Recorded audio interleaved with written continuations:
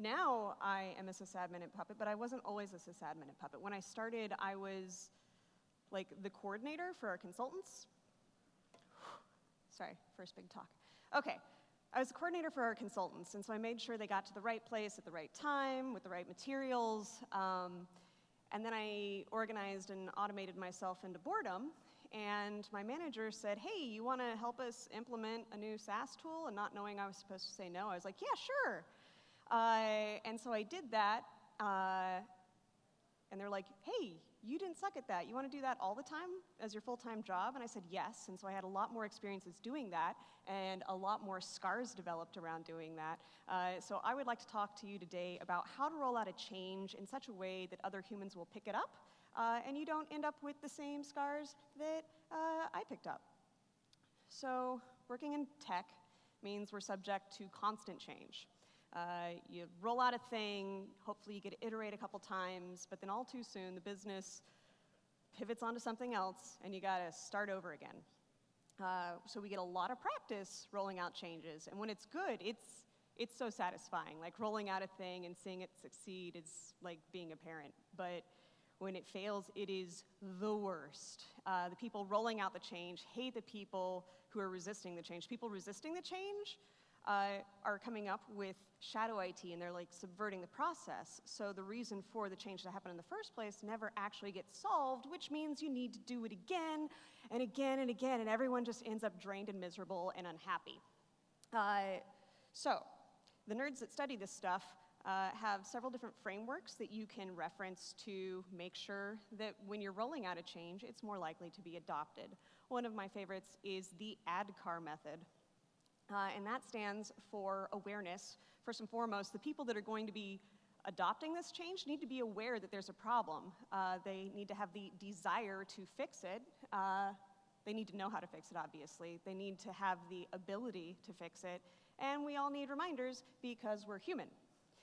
So this is specifically around the communication method, but my favorite part of change is before you roll it out. It's the stakeholder interviews when you're just getting going.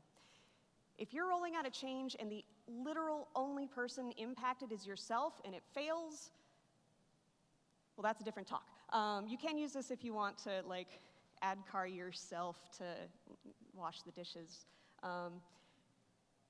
But every problem that we're going to talk about here is going to be about other people. The problem you're working with has an edge. There are people that have input that comes out, stuff that you do flows the other way. You want to have an interview with a representative sample of each type of stakeholder, and you want to find out what their hopes and their dreams are. This isn't about you pitching your idea like, we're going to make this great new CI pipeline and it's going to test open source licenses or something. What you want to do is you want to say, hey, so we have this set of problems. What are the things that you see? What are the hopes? Like, if you could have anything, pie in the sky, what would it be? And let them just therapy all over you their work dreams. And write it all down on a work board. Doesn't matter if it, they want the lawn mowed along with their deployment, write it down. And so then you get to group those into what are the pie in the sky things, like, yeah, I acknowledge nothing out there actually does this solution. This would be a really good win. Like, if you could do this, if whatever you do solves this for me, I would be like a big fan. That would rock. But the most important part is your hard line. You must do this. If it does not do this, it makes my life worse, and I'm not going to be a fan. And if you're not making evangelists for your change, you're probably making enemies, and you don't want those. That first big rollout that I did was a tool called Jive, and it's kind of like if Facebook and Wikipedia had a business baby, that was going to be it. And we were specifically looking at solving the problem of salespeople talk to customers and they say things, and then our consultants go on site and they deploy Puppet stuff, and I work at Puppet, hi. And they say things, and then support answers tickets, and there's that going around, and then renewal period comes along. How can we have a coherent customer story? And so I talked to support, and I talked to sales, and I talked to the consultants. And what I didn't do is I totally neglected the wiki part. Like, we had a really, really crappy wiki at that point. And it was like, oh, well, that's an obvious one. I don't need to research that. But it meant that there's an entire other half of the company that I hadn't talked to about what they needed out of things. And so by the time it came out launch time, they're like, you can only launch it to half the company. And like, that's my biggest scar. So there, now you know the thing that keeps me up at night. Deeply evaluate every type of stakeholder you might have. Find out what their hardline requirements are and ensure that your project is fallible. If you can't meet their basic needs, it's going to be an uphill battle the entire time, and you're going to get those subverted processes and da-da-da. Like, if the change that you're trying to push is coming from above, talk to them and explain to them, we should not go forward. Like, push the red button as hard as you can. Like, that's the one thing I would tell little baby Tiffany is, like, don't go tilting at a windmill that's doomed. Okay. You've found out what they want. Now you've gone and done the fun part, the tinkering, the putting your baby together, and like, how are we going to make this thing awesome? And you're probably not going to be able to mow their lawn with your tool, but you do need to follow up with everybody you talk to before you launch. Go back to those stakeholders and say, hey, that thing that you said you wanted and we didn't think we could do, we were able to do it. But also, I know you said you really, really wanted this, and you told me the reasons why you wanted this, and we had to evaluate these things. These were the trade-offs we faced, and we ended up going with this other one. Have that hard conversation about why you can't give the pie in the sky.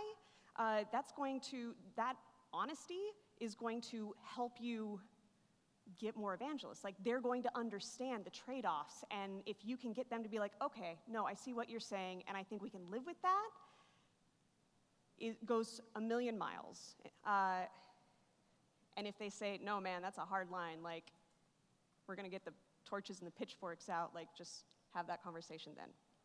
All right, so you've talked to your stakeholders, you've built your tool, it's time for rolling things out. So, start with the tigers. What are the terrifying things that are going to happen if you do not do this change? You really want to, like, you don't want to start off with the details, because if there is a tiger and you go, oh, you need to exit your sleeping bag and make the way to the nearest exit, they're going to sleep right through that. You need to yell, you need to wake them up, you need to get something that is impactful to them. Really good tigers are recent pain. Remember that time when something failed and it made you miserable? That is the perfect example. Other people's pain is also good. If you can point to someone in the news who had a major failure, they will feel that pain on their behalf. Leverage that. Future threats are, maybe it's a change in compliance, and hey, we have to do this, but it could also be, if we don't adopt this, we're not going to be fast enough to succeed in the future. If it's not very personal, it can be easy to dismiss, so those are not my favorite. Competition, our competitors are doing this, and if we don't do it, we won't have a place in the market, we have to. But my personal favorite tiger is misalignment with self-identity, and we always forget this one. Maybe you want to implement some DevOps practices. What you want to do is find out who are the people that are resisting. What do they see themselves as? Do they see themselves as some sort of like guardian of quality? How can you adjust your story and say, when we do this change, we are being the person you want to be? Nobody wants to be a hypocrite. If you can point out how this thing that we're avoiding kind of makes you not who you want to be, that's an excellent tiger. So, awareness of the problem, desire is the puppies, okay? So we have the thing that we're terrified of. Let's also point them to the glorious answer. What are the good things that are going to happen to them if they do go along with their change? And it needs to be so personal. As much as I wish good data quality was personal to people, Nobody cares about data quality. What they care about is being able to go home relaxed because they didn't have the customer yell at them, because you were able to deliver on time, because you didn't have to go back and do rework because your data quality was bad. That's the story that makes it good for them. When you're rolling out this change, be sure that everybody knows that it's going to result in easier work or less work or something that's more interesting. Continued employment, I'm not trying to say like, I'll fire you if you don't do the thing. That's more of a tiger. What I'm talking about is if we do this thing, our company will thrive and we'll still be able to stay employed as an entire business, that kind of stuff. The greater good, so if you need to evaluate, okay, so that open source license idea is if you use open source licenses and you have to review them before you deploy, and that's not automated, there is some poor person who just has to go through all the libraries in the entire tool, verify that they haven't changed or introduced another dependent library that doesn't meet the same open source standards. Oh man, that is a boring, boring thing to do. But that self-identity stuff and the greater good. Hey, you want to be a good citizen. You want to be someone who participates well amongst these people. All right. Okay. The third, and it's not the first or the second, only after you have woken everybody up to the tigers lying in wait and the glorious puppy-laden future, then and only then do you go on to the details, the knowledge. How do you do this thing? How do you roll it out? Oh man, never ever start here. People will just zone right out if you do. Who has seen somebody try and roll out a new field in your ticketing system so that you can measure where this issue arrived from, so that you can measure blah, blah, blah, blah, blah. And they started with the details, and they never pointed out a reason why. And 6 months later, nobody remembers what that field is for, and only 2 people in the entire company ever actually filled it in. Has anyone seen that before? Yeah, I feel so sad when I see those come out. I'm like, oh no, honey. If you can enlist the help of a docs friend, or better yet, get like your manager to allow you to borrow a docs person for the day, like their job is, I'm assuming we're all a bunch of nerds here. We really like the details, and because we've been up in that, building our baby, we forget what it's like to come at it from a fresh set of eyes, or eyes that maybe aren't as impassioned about this problem as we are. Docs people are so good at framing details in a way that makes sense to someone who's never seen this before. Leverage their expertise as much as you can. All right. During your rollout, people have different learning styles. Try and appeal to all of these. So if I were doing a new open source library pipeline piece, I would write the docs so that the people who like reading, who are visual learners, can do that. I would also hold a class, or maybe a couple, and be like, hey, I'm going to walk through us live and in person. Let's do this. Get our hands on. So people who like group learning would love that. Record it as well, because not everyone likes group learning. Some people would much rather just like go and do it on their own and not have other people's eyeballs looking at what they're doing. And then hold office hours, if you will. So the people who did not want to go to a class, but they came up with a weird problem, like they've just got the weirdest environment, they can come and ask for help, because every bump someone has to implementing is increasing the likelihood that your change is not going to stick. All right. Ability. You want to identify a success story. So Maddie was saying that he was listening to that Jez Humble podcast, and he's like, oh, this will never work at apartments.com, until Jez was like, they did it at HP. And what that does is it says, no, there's someone you know that can do this, which means that it's not just somebody's wild idea. You want to point to an actual success story. It's even better if you've got someone inside, so if you've got your beta group who's already deployed it, point to them. Maybe the people who need to enact this change like those people better than they like you. Hey, you've just got extra evangelists then. leverage that. Script out those steps, and it's not just the details, but Mike troubleshoots the problem. No, you want to ensure the playbook walks someone through from a first-person perspective, because the more someone can see themselves doing it, the more it will stick in their heads. That being said, the easiest things to remember are the simplest. In change management stuff, they call this clearing the path. So you'll see this a lot with that minimum viable prototype idea. Don't have all the buttons. Don't have 7,000 options. We like to tinker, but even the geekiest of us get bored or tired or lazy or something's on fire and we don't really have time to do this. You want to make this as simple as humanly possible. Hide the configuration so that someone has to be deliberate about going in and tweaking your defaults. Subvert imposter syndrome. Okay, so identify a success story, clear the path. You definitely want to get management's blessing. Maybe you don't, I don't know, it depends on your company. Subverting imposter syndrome, another one of the things that we rolled out was an HR information system.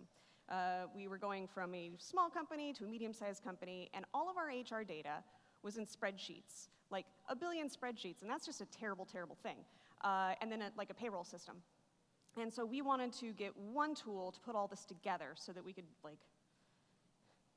be real. And we chose a tool that had the clearest path. We chose the tool where any employee could be like, oh, I need to change my direct deposit. That looks like the right button. Oh, yeah, oh, look, I found it. They didn't need hand-holding because it was a very clear path. But there was one thing. The time management section was awful for the managers. And so everybody, whenever you hit a bump, you go to our wiki to be like, hey, how do I solve this? And so what we did there is we had the troubleshooting page, and the first thing on it is, if you're here, you probably need this adorable GIF of a baby monkey. Start there. Acknowledge something's rough. Have empathy. Don't make them feel bad about themselves. And honestly, if you don't hate the tools you're using at least a little bit, you're probably not using them fully. Hooray, you have launched the thing. Everyone knows how to do it. They're able to do it. Now we need to remind them constantly because we are all human. This is a photo of a puppy wedding at the office. Okay. So this is a commitment. How do you keep this alive and well? A great way to do it is much like a puppy wedding. You don't want to stop having dates. You want to keep the love alive.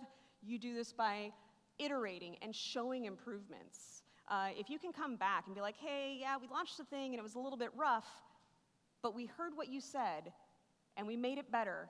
One, that reminds them, oh yeah, I was supposed to do that, wasn't I? And two, shows that you care. And people like doing things for people that care about them. Weird. Metrics, we all love metrics, especially on the business side. Those are also a reminder, up, to the right. Everyone, up to, whatever, I'm nervous. Showing metrics says, hey, look, this is a good thing. We are doing good things. You want to come along with us, right? Also, don't forget to, add this to your pipelines. Set calendar events to iterate. Those people that you talked to in the beginning, the stakeholders that helped you come up with the ideas of what features were the most important, bring them back into the room and be like, hey, what's the most important thing that we fix next? Help them groom your backlog. Choose the most important things to work on. And ensure that you have good docs for new people. New people are a font of enthusiasm and a great vector for ensuring that your change sticks. If you can provide a positive experience to someone who's coming in and is excited, they will be an evangelist for you.